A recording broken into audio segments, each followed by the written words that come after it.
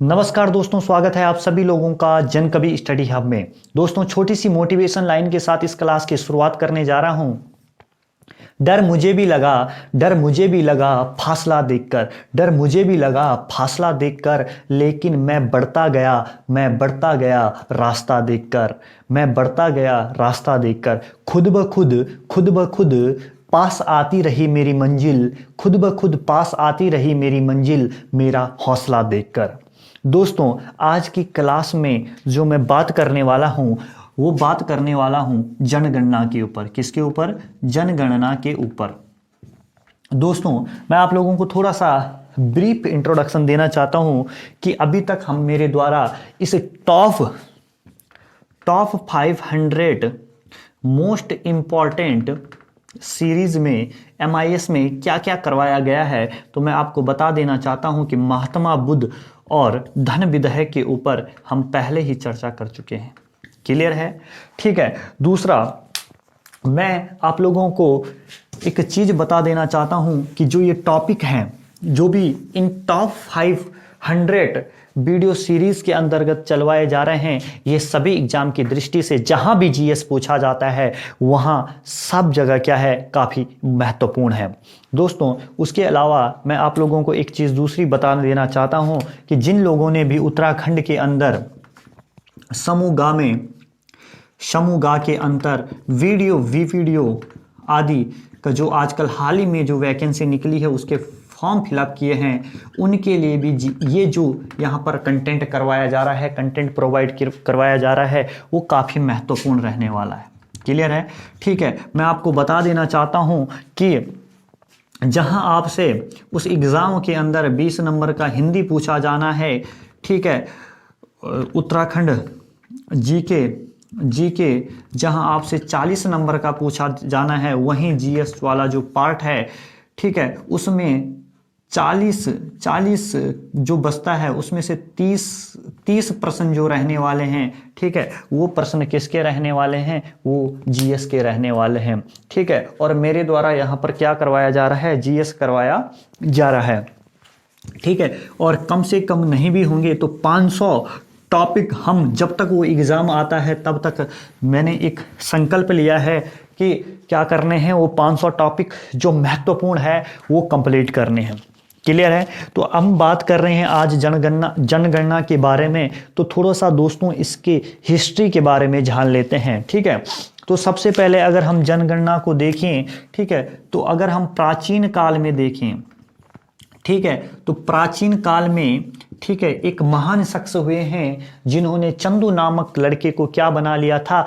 चंद्रगुप्त मौर्य बना लिया था। क्या बना लिया था? चंद्रगुप्त मौर्य बना लिया था। ऐसे शख्स कौन थे? ऐसे शख्स थे चाणक्य। क्या नाम था उनका? चाणक्य। और इनकी ही एक बुक है, क्या है? अर्थ शास्त्र, जिसके अंतर्गत किस बात का जिक्र मिलता है?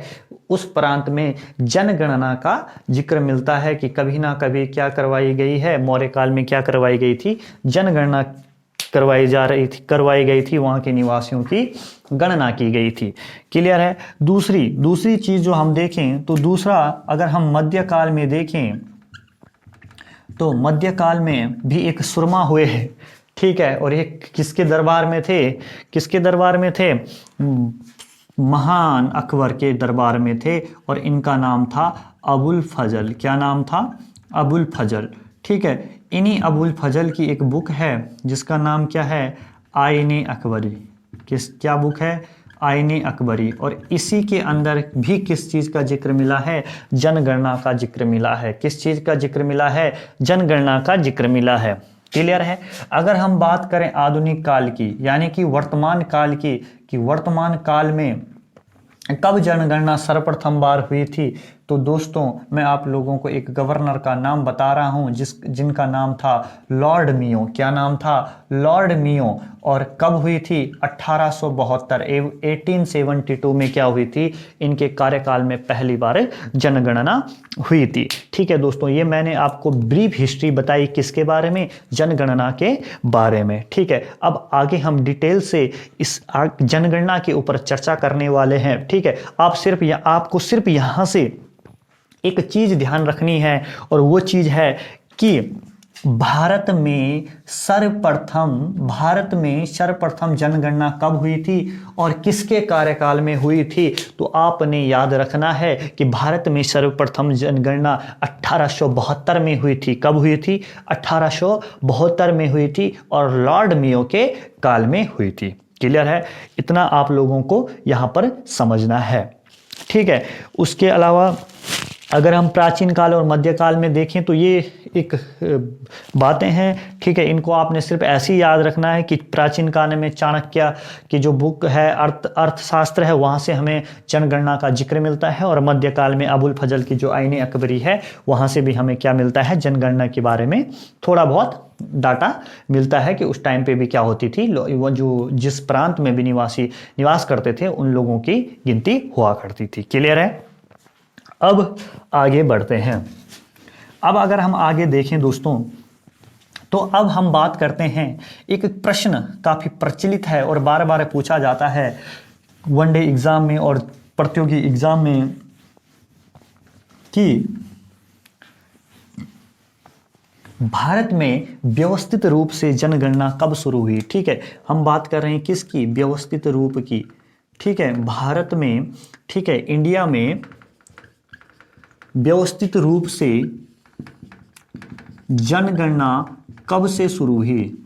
जनगणना की शुरुआत आप लिख सकते हो तो ये हुई थी दोस्तों लॉर्ड रिपन के कार्यकाल में। और कब से हुई थी?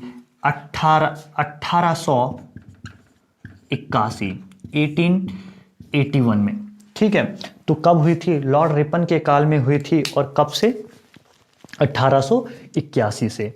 क्लियर है? ठीक है, दो प्रश्न अभी तक, सिर्फ दो प्रश्न आपने ध्यान रखने हैं। पहला क्या? पहला आपने ध्यान रखना है, अगर आपसे पूछ लिया और एग्जाम में क्वेश्चन आ गया कि बताइए साहब कि भारत में पहली बार जनगणना कब हुई थी, तो हमारा आंसर क्या है? क्या होगा हमारा आंसर?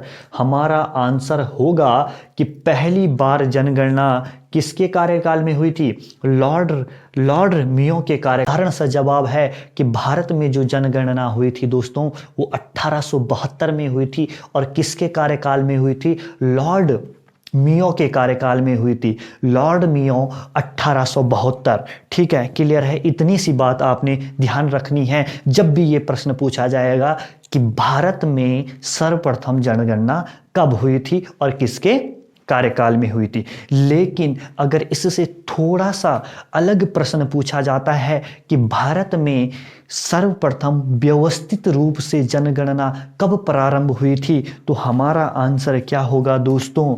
हमारा आंसर होगा 1881।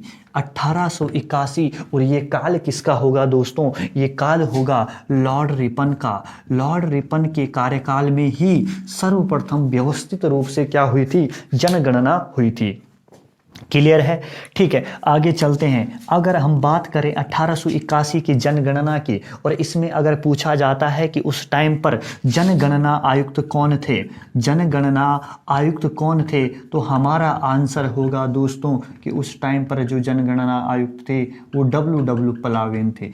कौन थे? डब्ल्यू प्लावेन थे। क्लियर है? ये नाम आपकी परीक्षा की दृष्टि से काफ़ी महत्वपूर्ण है। क्लियर है? ठीक है, प्रश्न क्या क्या बने? कब हुई व्यवस्थित रूप से जनगणना? 1881 में हुई थी। और जनगणना आयुक्त कौन थे? जनगणना आयुक्त कौन थे? डब्ल्यू प्लावेन थे। क्लियर है? चलिए आगे बढ़ते हैं। दूसरा प्रश्न आपसे क्या पूछा जाता है कि जो दशकीय जनगणना है, जो क्या होती है कि 10 साल में क्या होती है, एक बार जो जनगणना होती है, इसकी शुरुआत कहाँ से हुई, कहाँ सबसे पहली बार ये जनगणना कहाँ हुई थी? ठीक है, तो हमारा आंसर होगा, देखिए, दशकीय जनगणना की शुरुआत, ठीक है, दशकीय जनगणना सबसे पहले कहाँ हुई थी? तो हमारा आंसर होगा अमेरिका। कहाँ हुई थी? अमेरिका। क्लियर है? ठीक है, लेकिन अगर आपसे पूछा जाता है कि सर्वप्रथम जनगणना विश्व में कहाँ हुई थी, किस देश में हुई थी, तो सर्वप्रथम की जब भी बात आएगी तो आपने याद रखना है स्वीडन। और स्वीडन में हुई थी 1749 में। कब हुई थी? 1949 में। और स्वीडन को ही क्या बोला जाता है, जनगणना की जन्मभूमि बोला जाता है। क्या बोला जाता है, जनगणना की जन्मभूमि बोला जाता है। देखिए, ठीक है, अब देखो दो और जानकारियां हमारी जनगणना में इंक्लूड हो गई। ठीक है, पहली क्या, दशकीय जनगणना की शुरुआत कहाँ से होती है, तो वो देश कौन है, मोस्ट पावरफुल देश है जिसका नाम क्या है, अमेरिका। ठीक है, यूएसए अमेरिका। ठीक है, दूसरी बात, ठीक है, सर्वप्रथम जहां पहली बार जनगणना हुई थी, ठीक है, वो कौन सा देश है, स्वीडन है दोस्तों। और स्वीडन में कब हुई थी, 1749 में हुई थी, 1749 में हुई थी। क्लियर है। दूसरी चीज, जनगणना की जन्मभूमि की भी किसको बोला जाता है, स्वीडन को ही बोला जाता है। स्वीडन को ही क्या बोला जाता है, जनगणना की जन्मभूमि बोला जाता है। चलिए दोस्तों, अब आगे बढ़ते हैं। ठीक है, और बात करते हैं जनगणना से जुड़े हुए कुछ अन्य तथ्यों की। ठीक है, अगर आपसे एग्जाम में पूछा जाता है कि जनगणना कौन से विषय की सूची है, होती है ना, संघ सूची होती है, समवर्ती सूची होती है, राज्य सूची होती है। ठीक है, आपको ऑप्शन इस तरीके से दे दिया, ठीक है, कि जनगणना है, क्या है, जनगणना है। ठीक है, और आपके पास 4 ऑप्शन आ गया आगे कि जनगणना है समवर्ती सूची का विषय। ठीक है, दूसरा ऑप्शन आ गया संघ सूची का विषय, और तीसरा ऑप्शन आ गया राज्य सूची का विषय, और चौथा ऑप्शन आ गया कि उपर्युक्त में से कोई नहीं। तो बताओ दोस्तों, आपका जवाब क्या होगा, तो आपका जवाब क्या होना है कि जनगणना किस विषय की सूची है, किस विषय में है जनगणना, तो जनगणना संघ सूची का विषय है। जनगणना किसका विषय है, संघ सूची का विषय है। और इस तरीके से आप 1 नंबर अपनी जेब में डाल दोगे। क्लियर है। ठीक है, आशा करता हूं कि आप लोगों को चीज़ें यहाँ तक समझ में आ गई होगी। क्लियर है। चलिए आगे बढ़ते हैं। ठीक है, दूसरी चीज़, अगर आपसे पूछे कि जनगणना को करवाने का कार्य किसका है, तो जनगणना को कराने का कार्य दोस्तों किसका है, गृह मंत्रालय का है। ठीक है, किसका है, गृह मंत्रालय का है। ठीक है, उसके अलावा अगर आपसे पूछे कि जनगणना के आंकड़े कौन जारी करता है, तो NSSO, ठीक है, राष्ट्रीय नमूना सर्वेक्षण संगठन क्या करता है, जनगणना के आंकड़े जारी करता है। क्लियर है। आई होप आप लोगों को इतना समझ में आ गया होगा। और अब आगे हम बात करने वाले हैं वर्ष 2011 की जनगणना के बारे में। किसके बारे में, वर्ष 2011 की जनगणना के बारे में। क्लियर है दोस्तों, अब मैं अपनी तरफ से आप लोगों को बेहतरीन कंटेंट मुहैया कराने की कोशिश कर रहा हूं। ठीक है, और आशा करता हूं कि आप सभी लोगों को मेरे द्वारा जो क्लास करवाई जा रही है, जो कंटेंट आपको दिया जा रहा है, वो समझ में आ रहा होगा और आप सभी लोग अपने लक्ष्य की ओर निरंतर बढ़ रहे होंगे। क्योंकि दोस्तों, जिस तरीके से कहते हैं ना कि बूंद बूंद से घड़ा बढ़ता है, ठीक है, उसी तरीके से एक विद्यार्थी जीवन में थोड़ा थोड़ा ज्ञान प्राप्त करके ही आप क्या कर सकते हो, एक विशाल ज्ञान का अर्जन कर सकते हो और धीरे धीरे अपने लक्ष्य को पा सकते हो। क्लियर है। ठीक है, तो अब बात करते हैं वर्ष 2011 की जनगणना के बारे में। कौन सी जनगणना, 2011 की जनगणना। ठीक है, देखो दोस्तों, अब फिर से जनगणना होगी 2021 में। ठीक है, फिर लेके आऊँगा वीडियो, कोई बात नहीं, लेकिन 6 महीने तक कुछ जब तक नहीं होती है तब तक देखिए आप लोग। जो उससे पहले एग्ज़ाम होंगे उनमें ज़रूर पूछा जाएगा जनगणना से रिलेटेड। ठीक है, तो देखिए, अगर पूछा जाता है कि जो 2011 में जो जनगणना हुई, ठीक है, वो भारत में कौन सी जनगणना है। ठीक है, तो वो भारत में कौन सी जनगणना है, तो भारत में दोस्तों 15वीं जनगणना है। क्लियर है, 15वीं जनगणना है। लेकिन अगर व्यवस्थित जनगणना की बात की जाएगी तो व्यवस्थित कौन सी है, व्यवस्थित में इसका नंबर कौन सा है, 14वीं नंबर का है। क्लियर है, 14वीं नंबर का है। अगर आपसे पूछा जाए कि जो 2011 में जनगणना हुई वो स्वतंत्र भारत की कौन सी जनगणना थी, तो दोस्तों वो स्वतंत्र भारत की 7वीं जनगणना थी। अगर आपसे प्रश्न पूछा जाता है कि 21वीं सदी की ये कौन सी जनगणना थी, तो दोस्तों हमारा जवाब क्या होगा, ये दूसरी जनगणना है। इससे पहले कौन सी वाली थी, 2001 वाली थी। क्लियर है। अगर आपसे पूछा जाता है कि इस जनगणना के, तो वैसे तो पूछा नहीं जाएगा लेकिन बाई चांस पूछा जाता है कि इस जनगणना को कराने में कुल व्यय कितना लगा, कुल खर्चा कितना लगा, ठीक है, तो वो कितना लगा, वो लगा 2200 करोड़ रुपए। कितना लगा दोस्तों जनगणना कराने में, 2200 करोड़ रुपए।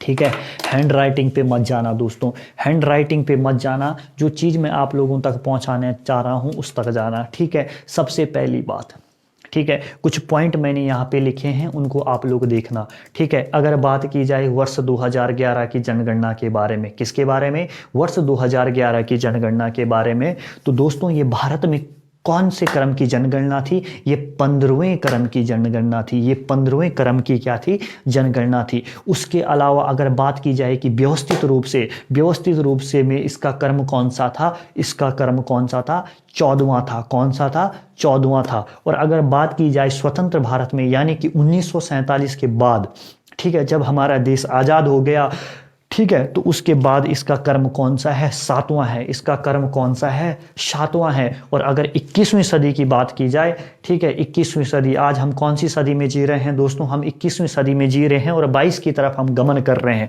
ठीक है, तो 21वीं सदी में कौन सा क्रम है, इसका दूसरा क्रम है। और अगर आपसे एग्जाम में पूछेगा नहीं, लेकिन अगर बाई चांस कहीं पर पूछ लिया, किसी ने बोल लिया कि भाई ये बताओ कि जो 2011 में जनगणना हुई थी उसमें कितना खर्चा आया था, तो हमारा आंसर होगा कि उसमें 2200 करोड़ रुपए का क्या आया था, खर्चा आ गया था। आई होप दोस्तों इतना आपको समझ में आ गया होगा। ठीक है, थोड़ा एक एक बिंदु करके हम समझ रहे हैं जनगणना को। ठीक है, अब आगे चलते हैं और बात करते हैं आगे के बारे में। ठीक है, अगर हम देखें, अगर हम आगे चलें और चीज़ों को देखने का प्रयास करें, ठीक है, तो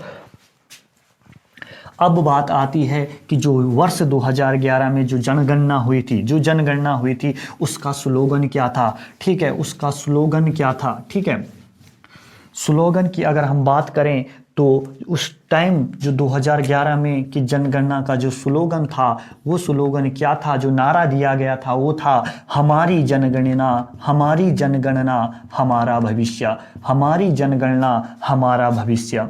ठीक है दोस्तों, मैं क्या बताऊं, इस वीडियो को रिकॉर्ड करने में, ठीक है, 2 घंटे तक तो टेक्निकल खामियां हुई, क्योंकि क्या होता है कि लैपटॉप को मोबाइल से कनेक्ट करना होता है और क्या है, ऐप मिरर स्क्रीन जो कास्ट होता है वो नहीं हो रहा था। लेकिन ठीक है, शुक्र है कि हो गया फाइनली और वीडियो रिकॉर्ड कर पा रहा हूँ। ठीक है, तो मेहनत लगती है दोस्तों। ठीक है, और मुझे पूरा भरोसा है, ठीक है, कि आप लोग इस मेहनत को समझोगे और चीज़ें होंगी। ठीक है, क्योंकि कहते हैं ना कि मेहनत करने वालों की कभी हार नहीं होती। ठीक है, और डर के कभी नौका पार नहीं होती। ठीक है, तो स्लोगन पे आते हैं। स्लोगन क्या था दोस्तों हमारा, हमारी जनगणना हमारा भविष्य। उसके अलावा अगर पूछा जाता है कि 2011 की जो जनगणना हुई थी उसके ब्रांड एम्बेसडर कौन थे, ब्रांड एम्बेसडर, ठीक है, तो ब्रांड एम्बेसडर थे दोस्तों, ठीक है, एम्बेसडर थे सचिन तेंदुलकर, ठीक है, क्रिकेट के भगवान सचिन तेंदुलकर और प्रियंका चोपड़ा। जी हाँ, कौन, प्रियंका चोपड़ा। ठीक है, तो ये दोनों क्या थे, इस जनगणना के क्या थे, ब्रांड एम्बेसडर थे। क्लियर है। ठीक है, हैंड राइटिंग में थोड़ा सा हो सकता है ऊपर नीचे, ठीक है, लेकिन आप लोग तथ्यों को समझने की कोशिश करें। अगर आप एक दो बार इन वीडियोस को देखेंगे तो जनगणना आपको जरूर समझ में आ जाएगी। ठीक है, तो स्लोगन क्या था, स्लोगन हो गया और 2011 की जनगणना के ब्रांड एम्बेसडर हो गया। दोनों चीज़ें मैंने आप लोगों को बता दी है। क्लियर है? ठीक है। और 2011 की जनगणना में कुल कितने ज़िले शामिल थे, अगर ये पूछा जाता है तो अगर ज़िलों की बात करें तो 640 ज़िले क्या थे, शामिल थे। क्लियर है?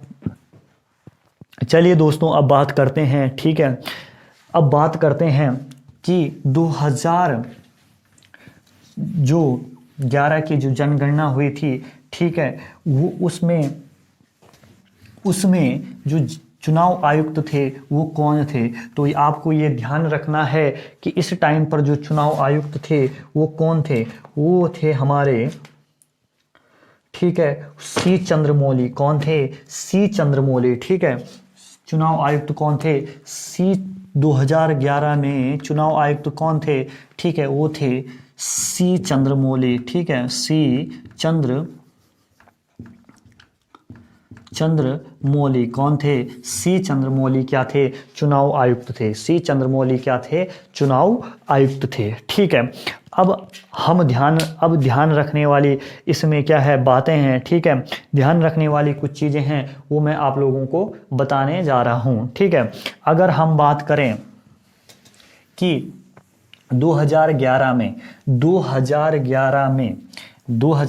में भारत की आबादी कितनी थी। ठीक है, जो ये आंकड़े सामने आए उसमें भारत की आबादी कितनी थी, तो 121 करोड़। कितनी थी? 121 करोड़ लगभग में है ये। ठीक है, 1,85,00,000 कुछ है, लेकिन आपको ध्यान रखना है 121 करोड़। कितना? 1 अरब 21 करोड़ की भारत की क्या है, आबादी है। ठीक है, क्लियर है? अब देखो ये कुल जनसंख्या है भारत की।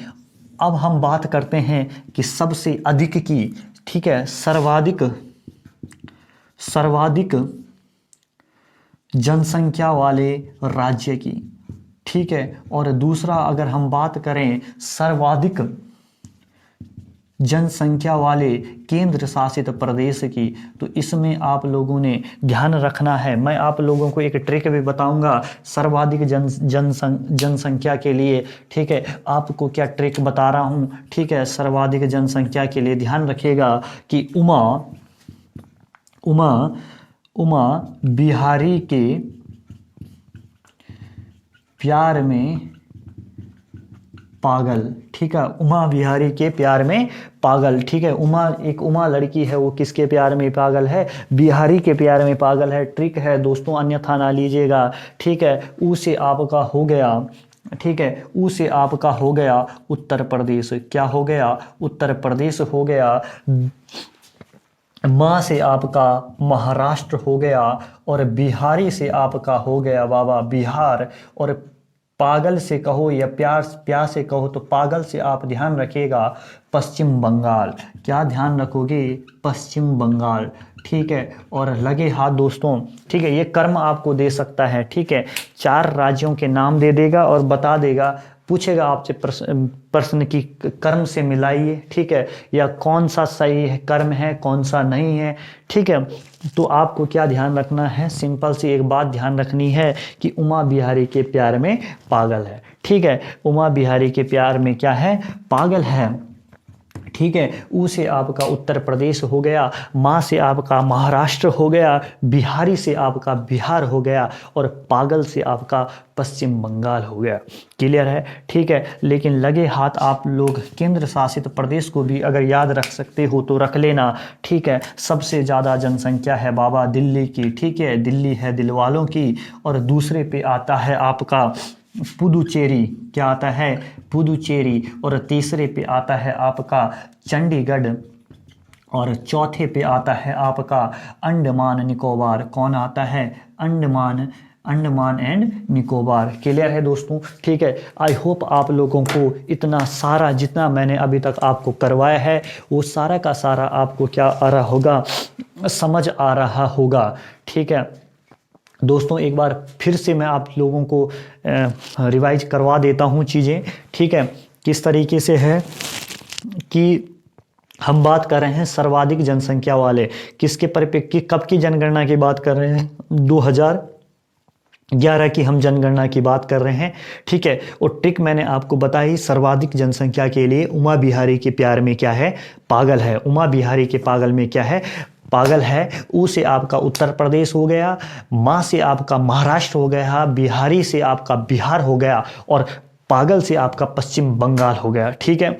अगर कितनी आबादी है, 121 करोड़ है और 85 लाख समथिंग है, ठीक है। तो अगर हम बात करें केंद्र शासित प्रदेश में, तो सबसे ज़्यादा भाई देखो भारत की राजधानी क्या है, दिल्ली है। हर कोई आदमी चाहेगा कि हम कहाँ बस जाएं, दिल्ली में बस जाए। तो आप लोग याद रख सकते हो कि भाई जहाँ ज़्यादा आदमी जाएंगे, बोलेंगे जाने के लिए इच्छुक होंगे, वहाँ और वहाँ क्या, जाहिर सी बात है, वहाँ क्या बढ़ जाएगी, आबादी बढ़ जाएगी। क्या बढ़ जाएगी, आबादी बढ़ जाएगी, ठीक है। तो सारी खिचखिच कहाँ हो गई, दिल्ली में हो गई, ठीक है। और इसीलिए सभी देशवासियों ने क्या बोल दिया, दिल्ली है किसकी, दिल वालों की, ठीक है। दिल्ली हो गया। उसके बाद आपको ध्यान रखना है पुदुचेरी, क्या रखना है ध्यान, पुदुचेरी, ठीक है। उसके बाद आपको ध्यान रखना है चंडीगढ़ का, और उसके बाद रखना है आपको अंडमान निकोबार का, कहीं यहाँ, ठीक है। तो क्लियर है, तो इतना आप लोगों को समझ में आ गया होगा, ठीक है। अब बात करते हैं न्यूनतम जनसंख्या वाले राज्यों की और केंद्र शासित प्रदेश की, ठीक है। अब देखो,